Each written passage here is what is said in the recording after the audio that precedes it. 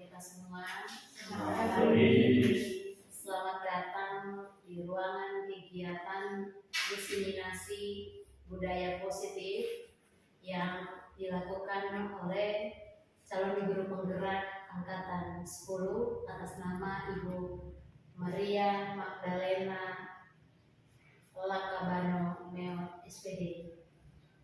Dengan demikian, yang terhormat pemateri hebat kita Ibu Maria Magdalena Lakabano Meo, dan yang saya hormati Bapak Ibu guru hebat SMA Negeri 1 Eva Manado yang berkesempatan untuk hadir mengikuti kegiatan diseminasi budaya positif yang dilakukan oleh rekan guru hebat kita. Karena itu kita mengawali kegiatan kita pagi ini dengan doa yang dipimpin oleh Ibu Emilia Angkopis. Kepada Ibu Emi, disilakan.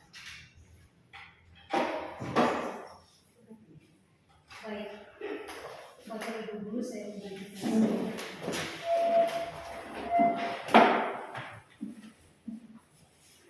Sebelum kita memulai kegiatan diseminasi ini, mari kita semua menyiapkan hati kita untuk berdoa dan izinkan saya untuk memimpin doa ini dalam ajaran Ibu Katolik. Dalam nama Bapa Dan Bapak dan Ibu Amin. Dalam nama Bapa dan Putra dan Roh Kudus. Amin. Baik, silakan duduk semua. Terima kasih untuk Ibu Emi yang sudah memimpin kita dalam doa pembukaan. Dengan demikian, sebelum kita ke materi untuk memaparkan materi, kita uji dulu semangat Bapak Ibu dalam mengikuti kegiatan diseminasi ini. Cukup dengan selamat pagi Bapak Ibu, dan pagi tetap semangat luar biasa. Oke? Baik, mungkin berdiri saja biar lebih rileks. Karena kalau terlalu tegang sebentar kita keluar dari ruangan kepala sakit, teman-teman juga sakit. Oke, baik. Selamat pagi. Pagi. Tetap semangat luar biasa. Mari teman-teman. Baik, dengan demikian kesempatan berikutnya saya berikan kepada pemateri hebat kita Ibu Mary untuk memaparkan materi tentang diseminasi budaya positif. Kepada Mary, disilakan. Terima kasih atas waktu dan kesempatan yang diberikan kepada saya. Jadi saya minta terima kasih kepada MC yang sangat luar biasa, yang saya kasih dan saya banggakan rekan-rekan guru hebat SMA Negeri 1 Kepemang. Sebagai insan yang beriman, patutlah kita panjatkan puji dan syukur kepada Tuhan karena atas berkat dan rahmat-Nya, maka kita dapat berkumpul di tempat ini guna mengikuti kegiatan calon guru penggerak angkatan 10 terkait dengan materi diseminasi modul 1.4 budaya positif yang dibawakan oleh saya sendiri, Maria Magdalena Lakabano Meo SPD, calon guru penggerak angkatan 10 SMA Negeri 1 Eva Manado.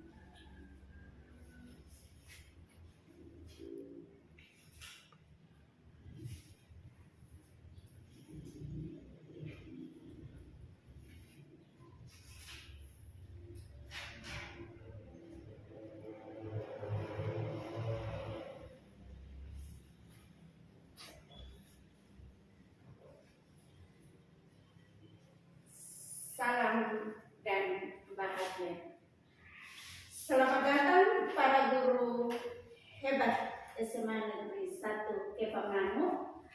Mari bersama kita belajar, kita berkolaborasi, saling mendukung demi mewujudkan disiplin positif di SMA Negeri 1 Eva Manado.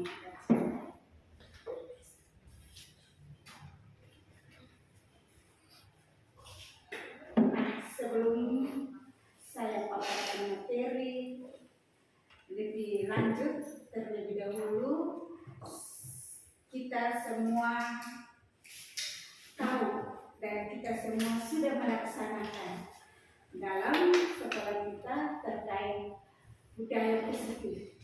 di sekolah kita sudah terapkan budaya positif. Nah, saya ingin menanyakan kepada teman-teman guru hebat, apa makna dari budaya positif yang Bapak Ibu guru sudah terapkan di SMA Negeri 1? Tentu kita tahu makna dari budaya positif yang kita lakukan itu seperti apa. Tentu dalam diskusi ini saya minta teman-teman coba memberikan sedikit makna daripada budaya positif.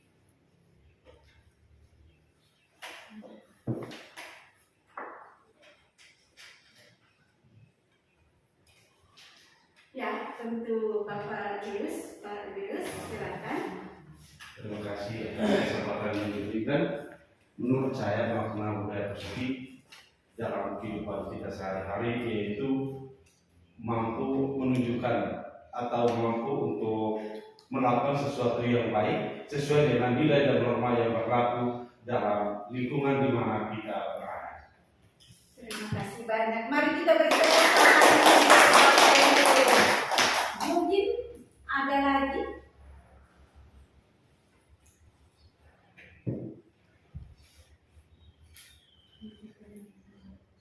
Ya, Bapak Numan. Terima kasih. Kalau menurut saya budaya positif itu adalah kebiasaan-kebiasaan baik yang dilakukan di sekolah, baik dari karakter, disiplin dan perilaku anggota sekolah. Oke, baik. Terima kasih. Mari kita bertepuk tangan. Jadi budaya positif ini nilai-nilai yang terkandung di dalam profil pelajar Pancasila. Ini sudah kita terapkan di sekolah kita SMA Negeri 1 Kepaknan. Nah, mari kita lihat apa itu budaya positif. Mari teman-teman kita lihat. Jadi budaya positif merupakan nilai-nilai, keyakinan-keyakinan, dan kebiasaan-kebiasaan di sekolah yang berpihak pada murid agar murid dapat berkembang menjadi pribadi yang kritis, penuh hormat, dan bertanggung jawab. Konsep dasar budaya positif. Kita masuk pada konsep dasar budaya positif.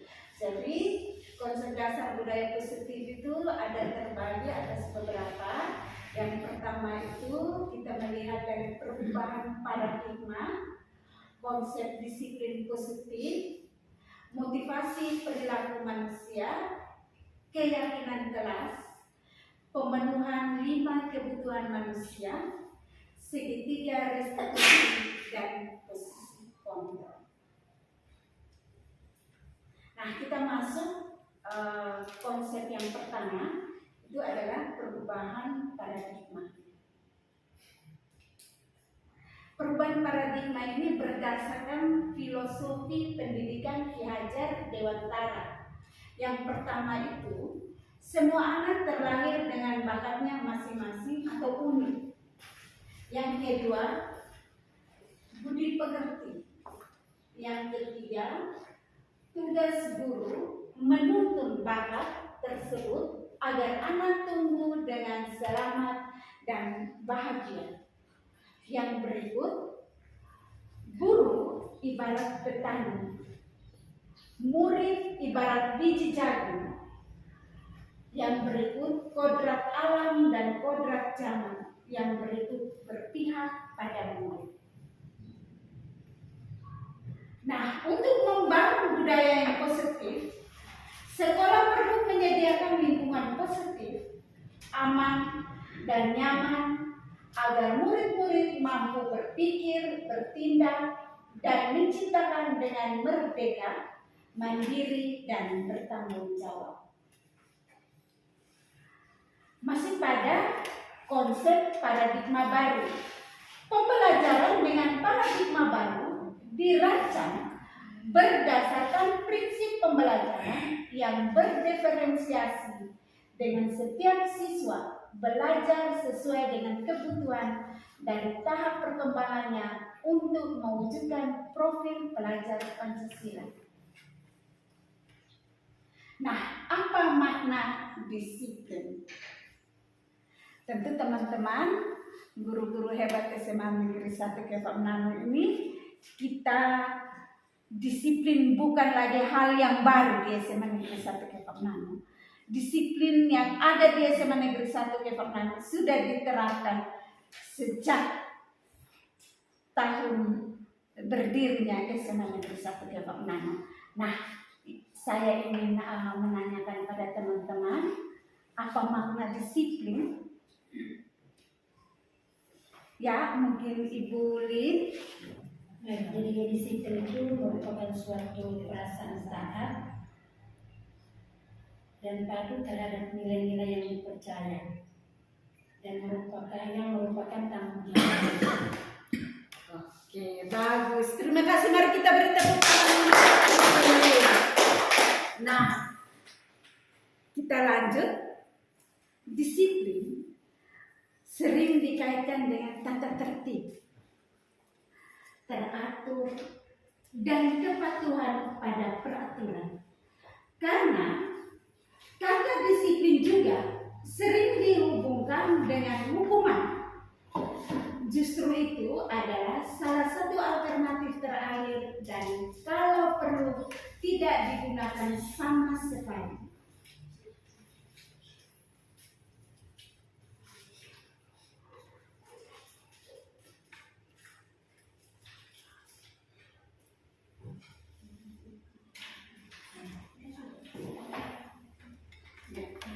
Menurut Ki Hajar Dewantara yang mengatakan bahwa untuk mencapai kemerdekaan atau dalam konteks pendidikan kita pada saat ini dan untuk menciptakan murid yang merdeka, syarat utamanya adalah harus ada disiplin diri yang memiliki motivasi internal, maka kita memerlukan pihak lain untuk mendisiplinkan kita.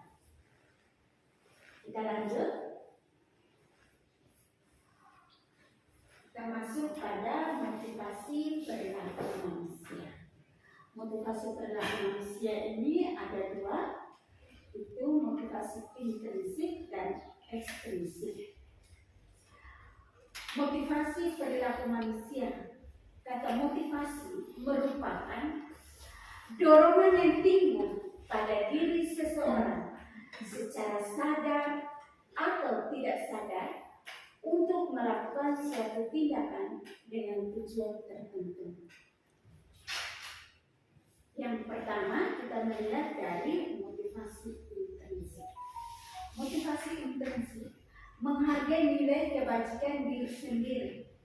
Peserta didik melakukan disiplin diri karena sadar akan nilai kebajikan pada dirinya sendiri. Jadi disiplin intrinsik ini menghargai nilai kebajikan diri sendiri. Dia sadar akan disiplin itu, maka dia melakukan. Dia melakukan segala sesuatu yang harus dilakukan tanpa dipaksa. Dia sadar, dia tahu bahwa kalau dia berdisiplin dari awal akan membawa dia pada keselamatan dan kebahagiaan nanti.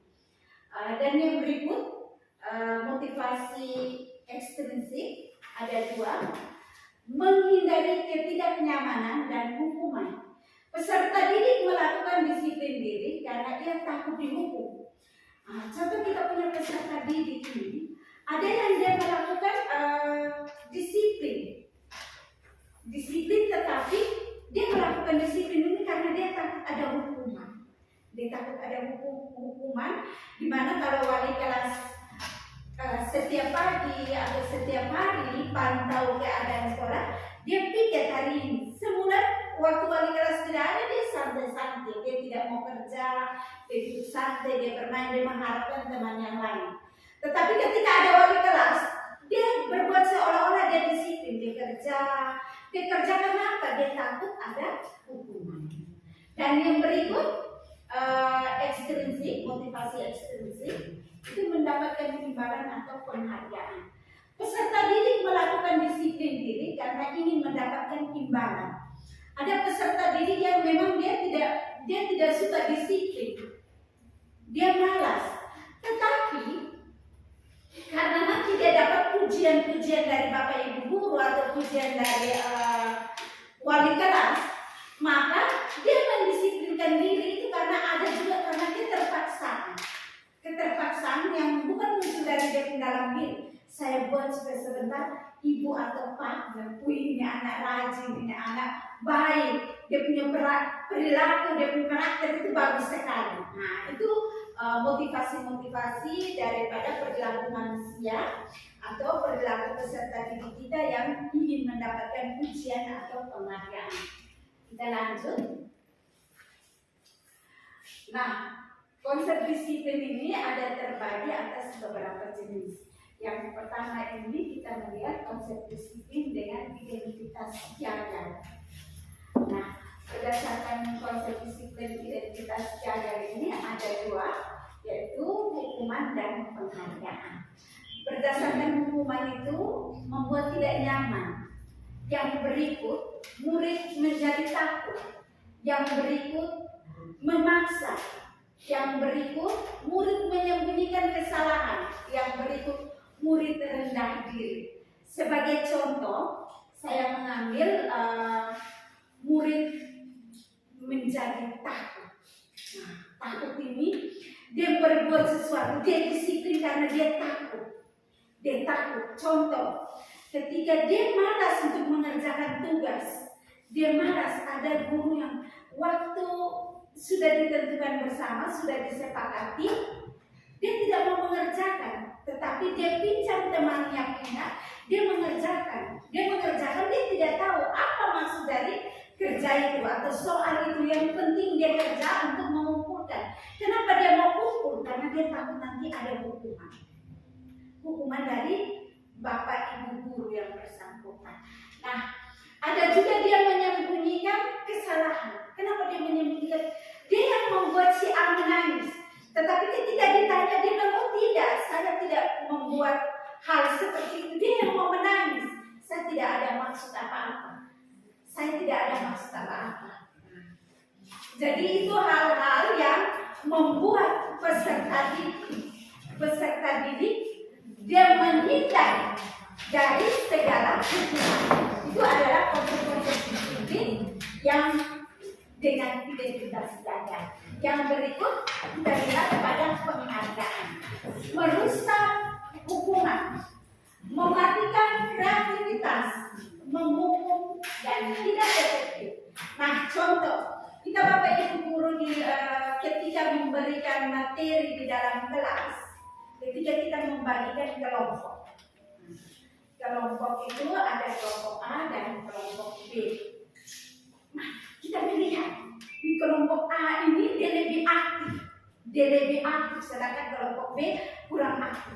Maka kita selalu memberikan penghargaan pada kelompok A, sedangkan kelompok B kita kurang memberikan perhatian atau penghargaan, atau kita tidak membuat puji-pujian, sehingga kita mematikan kreativitas anak kita.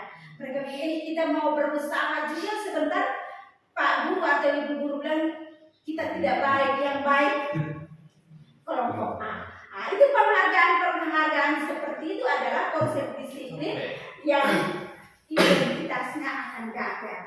Maka semua peserta didik kita harus selalu memberikan penghargaan. Oke, kita lanjut. Kita masuk pada konsep disiplin identitas sukses. Nah, konsep disiplin identitas sukses ini ada dua, konsekuensi dan restitusi. Nah, konsekuensi itu penguatan jangka pendek. Yang berikut perlu monitoring berkelanjutan. Yang berikut stimulus, respon. Yang berikut murid menghormati peraturan. Yang berikut kehilangan waktu untuk merenungi kesalahan. Nah, ini yang sering saya sebagai guru mata pelajaran atau pemwali kelas, saya selalu mengambil ini pada konsekuensi. Konsep disiplin yang identitasnya sukses. Nah, ada anak-anak yang mereka tidak selalu terlambat, atau mereka tidak mengumpulkan tugas seperti yang terjadi pada guru mata pelajaran bahasa Inggris dan juga PKN, itu ada saya sebagai wali kelas selalu mendapat informasi dan saya melakukan pengembalian identitas disiplin mereka dengan cara berdiskusi secara dekat dengan mereka dan mereka membuat suatu wajib lapor. Wajib lapor itu adalah penguatan jangka pendek. Kita guru selalu mengontrol mereka. Bagaimana apakah tugas sudah diselesaikan dan bagaimana apakah kamu senang atau tidak. Itu konsekuensi yang selalu saya buat di dalam kelas, bahkan di sebagai wali kelas. Yang berikut kita masuk pada restitusi. Murid bertanggung jawab untuk perilakunya. Yang berikut fokus pada pemecahan masalah jangka panjang. Yang berikut murid menghormati dirinya dan orang lain. Yang berikut teori kontrol. Yang berikut murid bersemangat memperbaiki kesalahan. Nah, ini restitusi ini di mana konsep disiplin identitas yang sangat sukses di restitusi. Kenapa? Kita guru tidak mencari pemecahan masalah, tetapi dengan tindakan-tindakan mereka yang salah, kita meminta mereka untuk mencarikan tindakan salah, validasi tindakan mereka yang salah itu seperti apa, dan yang berikut kita minta mereka untuk bisa memperbaiki kesalahan mereka. Nah, ini nanti akan dia berkelanjutan dalam hal ini, dia akan berkelanjutan dalam jangka waktu yang cukup lama atau jangka waktu panjang. Yang berikut kita masuk pada konsep disiplin pendekatan restitusi. Sebuah cara menanamkan disiplin positif pada murid. Yang pertama kita melihat pada pengertian restitusi. Restitusi adalah proses menciptakan kondisi bagi murid untuk memperbaiki kesalahan mereka sehingga mereka bisa kembali pada kelompok mereka dengan karakter yang lebih kuat. Ini dikemukakan oleh Goseni pada tahun 2004. Dan kita masuk pada ciri-ciri restitusi. Yang pertama, bukan menebus kesalahan, namun belajar dari kesalahan. Yang berikut, memperbaiki hubungan. Yang berikut, tawaran bukan paksaan. Yang berikut, menuntut untuk melihat ke dalam diri. Yang berikut, mencari kebutuhan dasar yang mendasari tindakan. Yang berikut, fokus pada karakter bukan tindakan. Yang berikut, menguatkan dan fokus pada solusi. Jadi hasil akhir daripada restitusi itu harus ada solusi. Harus ada solusi. Dan kita bukan mencari kesalahan, tetapi bagaimana dia belajar dari kesalahan dia. Dan dia mampu bertanggung jawab dan dia juga harus bisa mencari solusi. Selama ini kita Bapak Ibu guru yang mencari solusi, tetapi di dalam pendekatan restitusi mereka yang mencari solusi, sehingga dia bisa dalam jangka panjang. Oke, kita masuk pada keyakinan jelas. Bagaimana, masih semangat? Kita ice breaking dulu ya. Oke, baik, kita ice breaking dulu. Oke, kita masuk pada keyakinan kelas. Keyakinan kelas adalah nilai-nilai kebajikan atau prinsip-prinsip universal yang disepakati bersama secara universal, lepas dari latar belakang suku, negara, bahasa, maupun agama.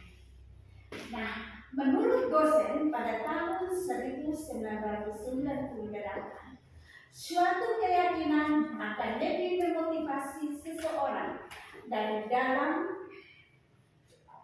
Seseorang akan lebih bersemangat untuk menjalankan keyakinan daripada hanya sekedar mengikuti serangkaian peraturan.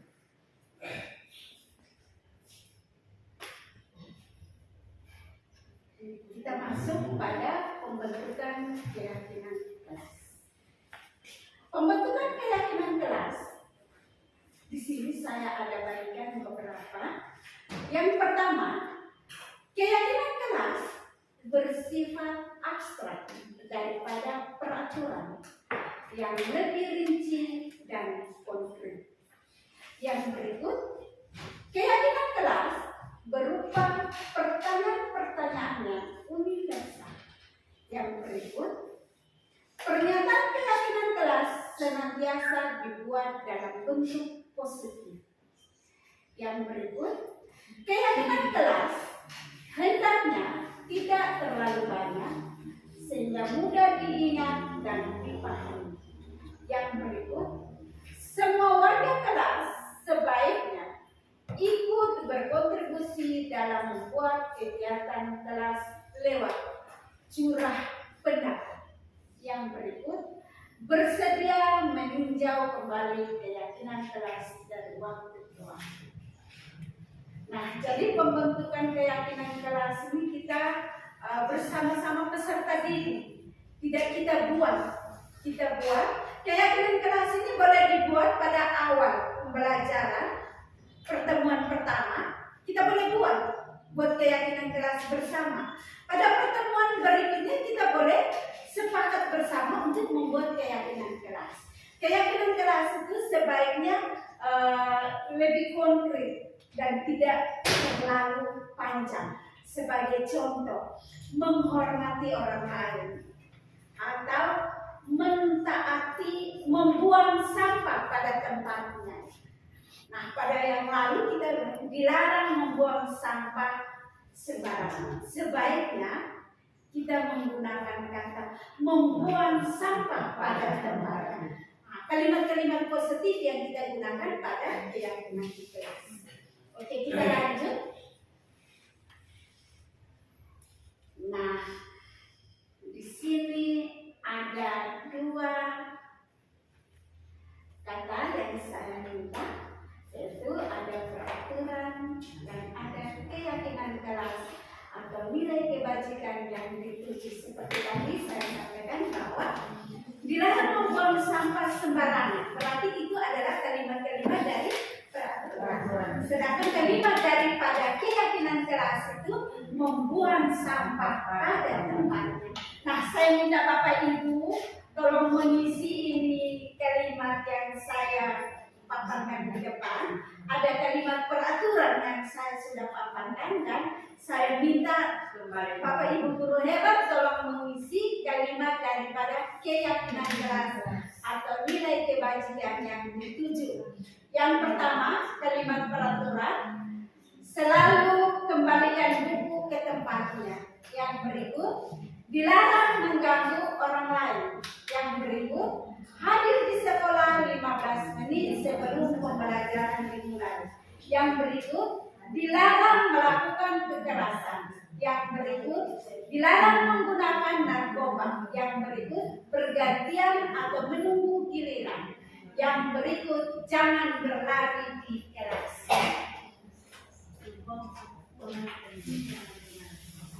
Nanti saya minta tolong teman-teman untuk mendengar di depan sini ya. Setelah itu saya minta salah satu tolong membaca.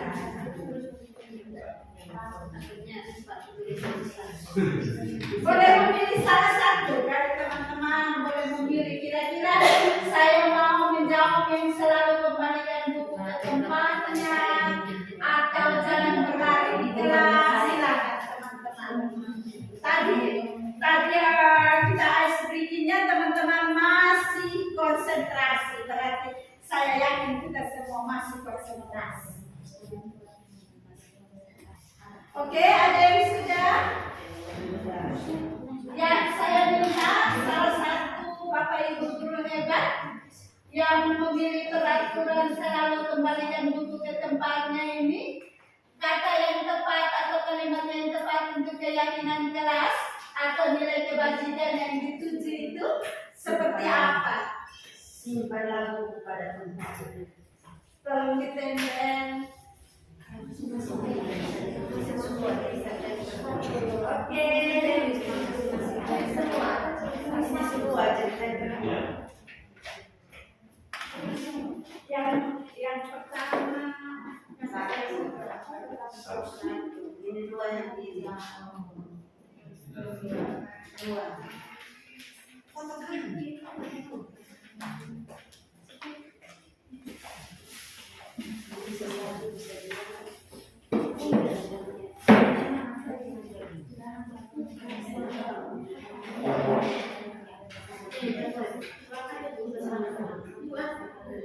Membawa perubahan, kita menjadi pemimpin perubahan nanti di depan masa lebih baik lagi nanti.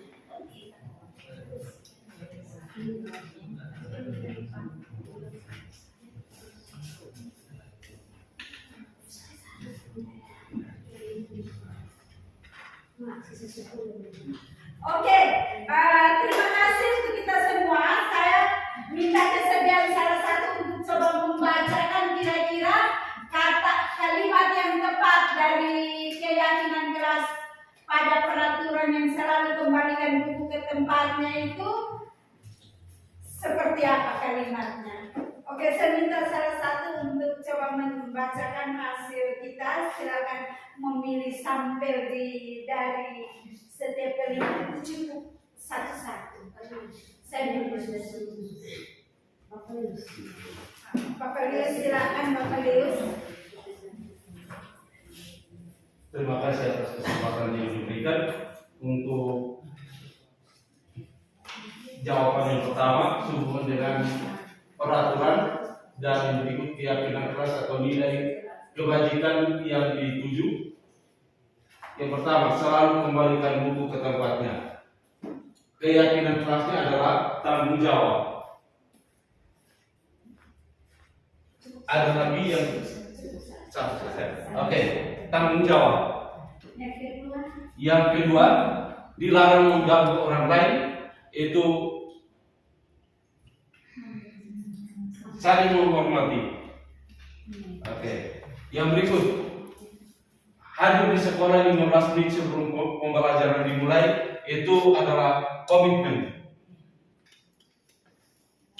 Yang berikut, dilarang melakukan kekerasan, yaitu keselamatan. Yang berikut, dilarang menggunakan narkoba, berarti punya kaitannya dengan kesehatan.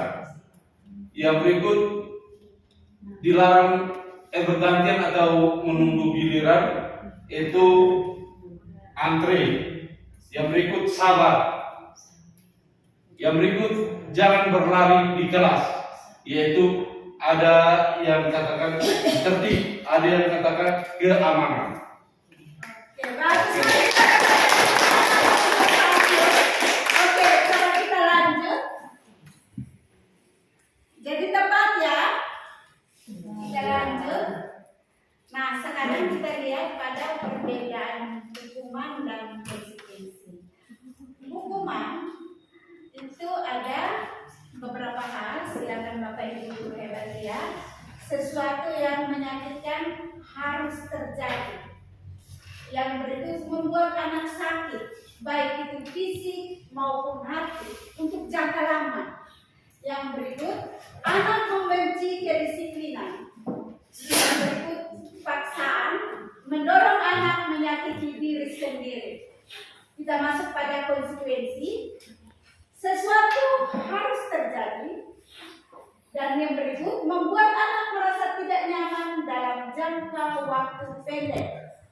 Yang berikut, anak menghargai disiplin. Yang berikut, mendorong anak agar mudah menyesuaikan diri. Nah, kita lanjut. Tindakan guru. Tindakan guru yang pertama, ini selalu kita melakukannya pada lalu-lalu. Mencatat 100 kali di dalam buku, bertuliskan atau berkalimatkan, saya tidak akan terlambat lagi sebanyak 100 kali. Kalau saya terlambat ke sekolah berarti dia harus mencatat kata ini sebanyak 100 kali. Nah, lari mengelilingi lapangan basket 2 kali karena terlambat hadir di sekolah. Yang berikut, murid diminta push up 15 kali karena tidak menggunakan masker di sekolah. Nah, hukuman yang dilakukan atau kalimat tindakan-tindakan guru kita yang kita lakukan ini, kalimat-kalimat ini, apakah ini adalah hukuman atau konsekuensi? Nah, kalimat yang pertama, teman-teman, ini masuk ke dalam kalimat hukuman atau konsekuensi? Hukuman. Mencatat 100 hukuman. Hukuman. Oke, baik, terima kasih. Nah, yang berikut, ada lari mengelilingi lapangan basket 2 kali karena terlambat hadir di sekolah. Hukuman. Bagus. Membersihkan tumpahan air di meja tulis karena tersenggol pada saat belajar. Konsekuensi. Terima kasih.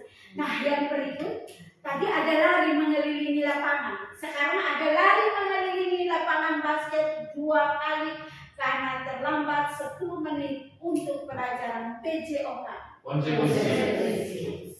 Berarti ada perbedaan tindakan guru yang dilakukan. Ada hukuman, ada konsekuensi. Oke, terima kasih. Nah, kita lanjut.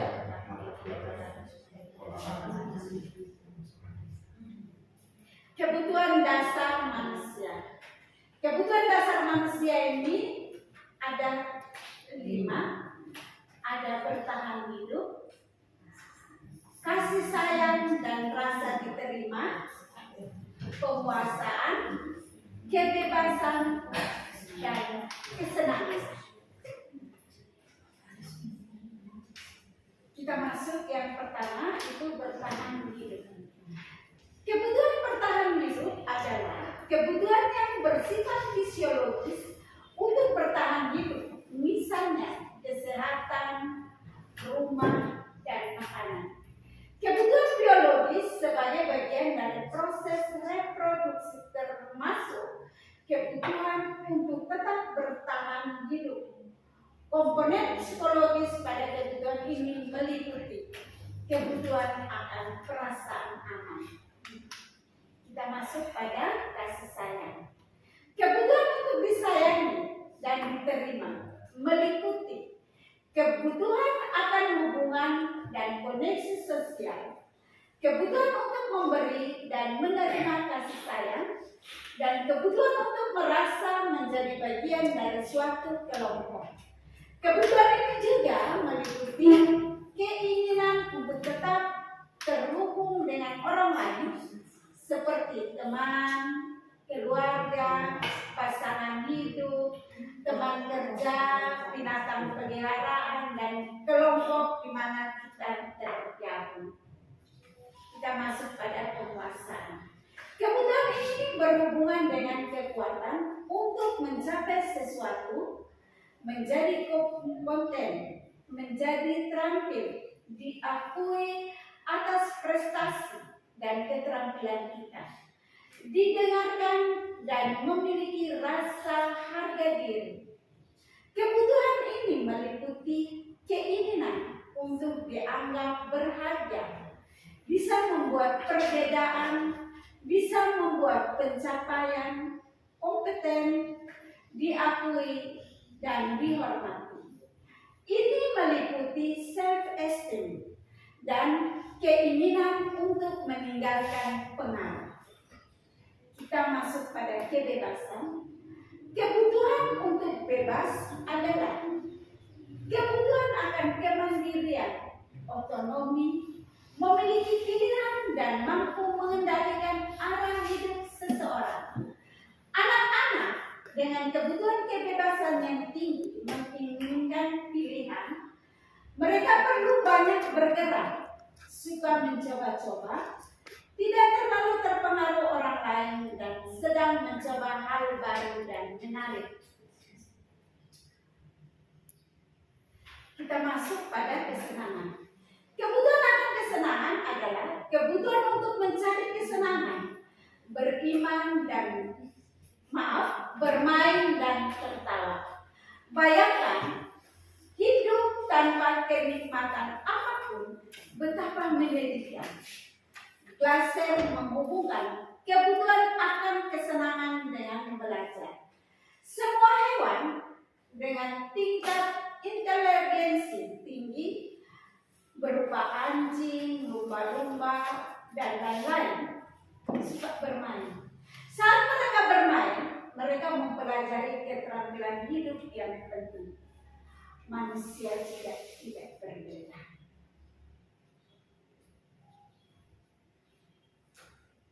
Kita masuk pada apa itu restitusi. Restitusi adalah proses menciptakan kondisi bagi murid untuk memperbaiki kesalahan mereka, sehingga mereka bisa kembali pada kelompok mereka dengan karakter yang lebih kuat. Ini dikemukakan oleh Bosen tahun 2004. Ada 9 ciri-ciri dari restitusi. Bukan untuk menebus kesalahan, namun untuk belajar dari kesalahan. Yang berikut memperbaiki hubungan. Yang berikut tawaran, bukan paksaan. Yang berikut restitusi mencari kebutuhan dasar yang mendasari tindakan. Yang berikut restitusi diri adalah cara paling baik untuk memperbaiki diri. Yang berikut restitusi fokus pada karakter, bukan tindakan. Yang berikut restitusi menuntut untuk melihat ke dalam diri. Yang berikut restitusi fokus pada solusi. Yang berikut restitusi mengembalikan murid yang berbuat salah pada kelompok. Kita lanjut. Ini bentuk segitiga restitusi. Segitiga restitusi untuk kita melakukan penemuan kembali identitas peserta diri, kita harus melakukan ini. Jadi kita menggunakan segitiga restitusi. Ada 3, itu menstabilkan identitas, menanyakan keyakinan, validasi tindakan yang salah. Nah, pada menstabilkan identitas, kita harus menggunakan kalimat-kalimat seperti yang saya paparkan di depan. Kita untuk anak tidak merasa bahwa dia sangat bersalah, maka kita menggunakan setiap orang pasti pernah melakukan hal itu, atau setiap orang pasti pernah melakukan kesalahan itu. Yang berikut, kamu bukan satu-satunya yang pernah berbuat, sehingga dia bisa menstabilkan identitasnya. Nah, pada menanyakan keyakinan kelas, tentu kita memakai kata-kata tanya atau kalimat-kalimat yang membuat dia kembali untuk mengingat kembali keyakinan kelas yang sudah disepakati. Kita menggunakan kata-kata atau kalimat, kamu ingin menjadi orang yang seperti apa? Yang berikut kita bisa menanyakan lagi, keyakinan kelas apa yang telah kita sepakat. Nah, yang tadi kalimat daripada keyakinan kelas itu harus kata-katanya harus positif.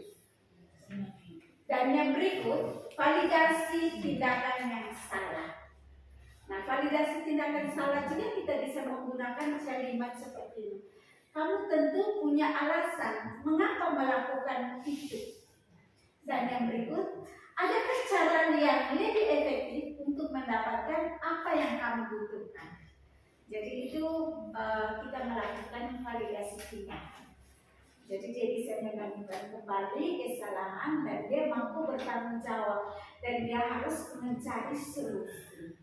Oke, kita lanjut pada posisi kontrol. Posisi kontrol, ada 5 posisi kontrol restitusi. Yang pertama sebagai penghukum, yang kedua sebagai pembuat rasa bersalah, yang ketiga sebagai teman, yang keempat sebagai pemantau, dan yang kelima sebagai manajer. Nah, kita melihat pada sebagai penghukum. Seorang penghukum bisa menggunakan hukuman fisik maupun verbal. Orang-orang yang menjalankan posisi penghukum senantiasa mengatakan bahwa sekolah memerlukan sistem atau alat yang dapat lebih menekan murid-murid lebih dalam lagi. Guru-guru yang menerapkan posisi penghukum akan berkata, patuhi aturan saya atau awas. Itu kalimat-kalimat penghukum bagi peserta sidang. Oke. Atau kita selalu mengatakan kepada, kenapa kamu selalu saja berbuat salah? Itu kata-kata penghukum itu melalui verbal, bukan fisik. Fisik kecuali kita kasih berbentuk dona, itu fisik. Oke. Kita masuk sebagai teman. Guru pada posisi ini tidak akan menyakiti murid, namun akan tetap berupaya mengontrol murid melalui persuasi. Posisi teman pada guru bisa negatif maupun positif. Positif di sini berupa hubungan baik yang terjalin antara guru dan murid. Guru di posisi teman menggunakan hubungan baik dan humor untuk mempengaruhi seseorang. Mereka akan berkata, ayo bantulah ibu. Kita mengeluarkan kata-kata mengajak mereka. Kalau kita sebagai posisi kontrol kita sebagai teman. Ya, yang berikut pembuat merasa bersalah. Pada posisi ini biasanya guru akan bersuara lebih lembut. Pembuat merasa bersalah akan menggunakan keheningan yang membuat orang lain merasa tidak nyaman, bersalah, atau rendah diri. Kata-kata yang keluar dengan lembut akan seperti ini. Ini sangat kecewa sekali dengan kamu. Jika dia buat sesuatu hal yang salah, sebagai pembuat merasa bersalah, kita selalu mengeluarkan kata-kata halus. Oke, kita lanjut. Posisi kontrol kita sebagai manajer. Posisi terakhir, manajer, adalah posisi di mana guru berbuat sesuatu bersama dengan murid, mempersilakan murid bertanggung jawab atas perilakunya, mendukung murid agar dapat menemukan solusi atas permasalahannya sendiri. Bisa jadi di waktu-waktu tertentu kembali kepada kedua posisi tersebut diperlukan. Namun, bila kita menginginkan murid-murid kita menjadi manusia yang merdeka, mandiri, dan bertanggung jawab, maka kita perlu mengacu kepada restitusi yang dapat menjadikan murid kita seorang manajer bagi dirinya sendiri.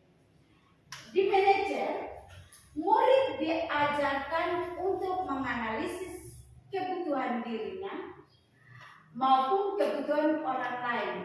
Di sini, penekanan bukan pada kemampuan membuat konsekuensi, namun dapat berkolaborasi dengan murid bagaimana memperbaiki kesalahan yang ada. Seorang manajer akan berkata, apa yang kamu yakini? Itu seorang manajer. Kita selalu berkata, apa yang kamu yakini? Ketika dia berbuat salah, dia harus yakin bahwa itu adalah salah. Dan yang berikut adalah pemantau. Memantau berarti mengawasi. Posisi saat kita mengawasi, kita bertanggung jawab atas perilaku orang-orang yang kita awasi. Posisi pemantau berdasarkan pada peraturan-peraturan dan konsekuensi. Dengan menggunakan sanksi atau konsekuensi, Kita dapat memisahkan hubungan pribadi kita dengan murid sebagai seseorang yang menjalankan posisi pemantau. Pertanyaan yang kita lontarkan itu selalu, apa yang telah kamu lakukan? Nah, teman-teman, mungkin ada yang belum paham atau ada yang sedikit bisa diterima? Bisa. Oke, mari kita melihat. Mari kita melihat dulu sebelum kita memulai. Saya mengajak teman-teman ada sedikit praktek saya yang dilakukan di kelas terkait dengan segitiga restitusi.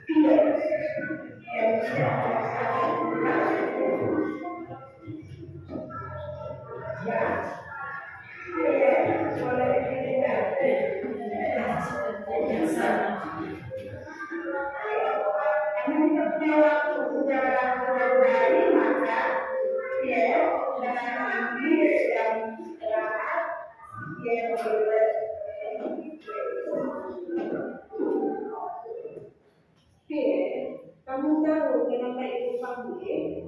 Ya, karena saya menyelesaikan tugas. Kenapa kamu menyelesaikan tugas? Saya dari tadi berpikir.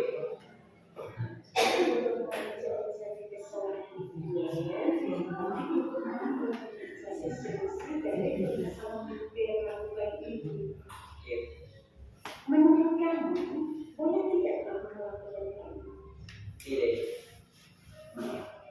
Karena akan mengganggu konsentrasi saya dan teman-teman saat belajar. Berarti kamu sadar ya, bahwa yang kamu lakukan tadi merugikan diri sendiri. Lalu sekarang apa yang kamu lakukan untuk memperbaiki kesalahan yang telah kamu lakukan ini? Saya berjanji tidak bermain game saat belajar berlangsung agar saya bisa menyelesaikan tugas dengan tepat waktu.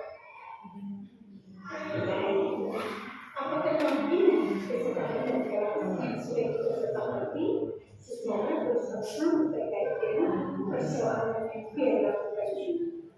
Saya ingat, yaitu menyelesaikan tugas tepat waktu dan menghargai orang lain. Apakah kamu bisa mempraktikkan gerakan keras tersebut? Bisa ya. Mulai saat ini saya berjanji akan mengerjakan tugas tepat waktu dan menghargai orang lain. Baik, itu yang kita bisa.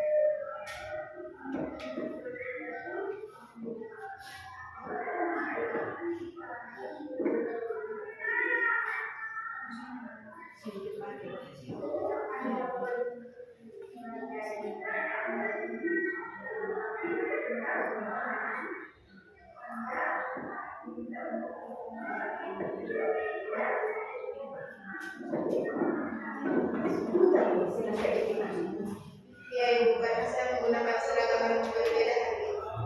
Kenapa kamu tidak menggunakan seragam batik sekolah? Seragam batik saya tidak ada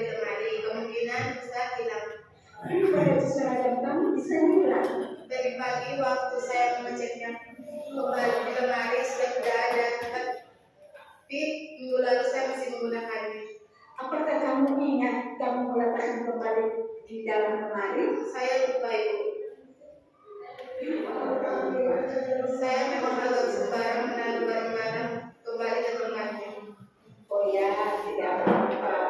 Memang setiap orang itu melakukan kesalahan. Apakah kamu masih ingat keyakinan sekolah kita terkait masalah yang mendalam tadi? Iya, Bu, saya ingat menggunakan seragam sekolah batik sesuai dengan ketentuan sekolah pada hari Sabtu. Apakah kamu bisa mempraktikkan ketentuan? Iya, Ibu, saat ini saya berjanji akan menggunakan seragam sekolah batik sesuai ketentuan sekolah. Bagus, Ibu yakin pasti kamu bisa.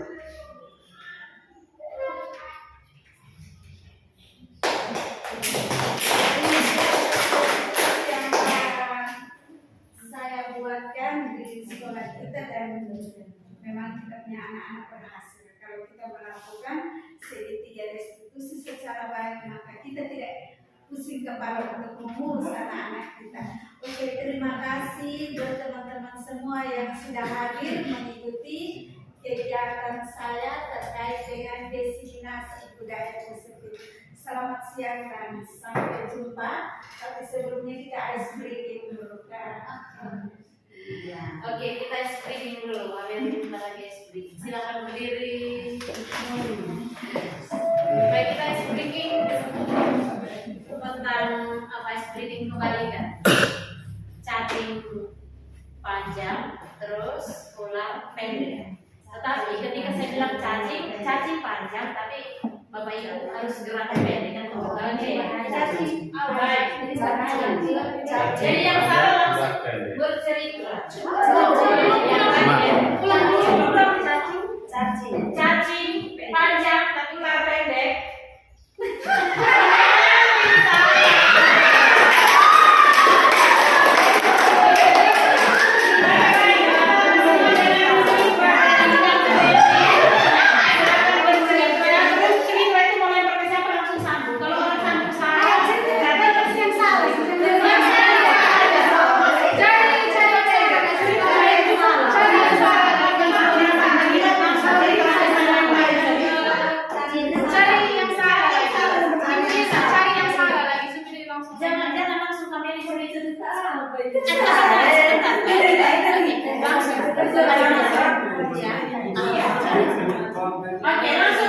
Sampai di sekolah, saya tiba di sekolah, kemudian saya menuju ke lab komputer, saya kerja, selesaikan nilai-nilai, sambung ke tugas wali kelas, saya lempar ke Mafi. Habis selesaikan tugas sama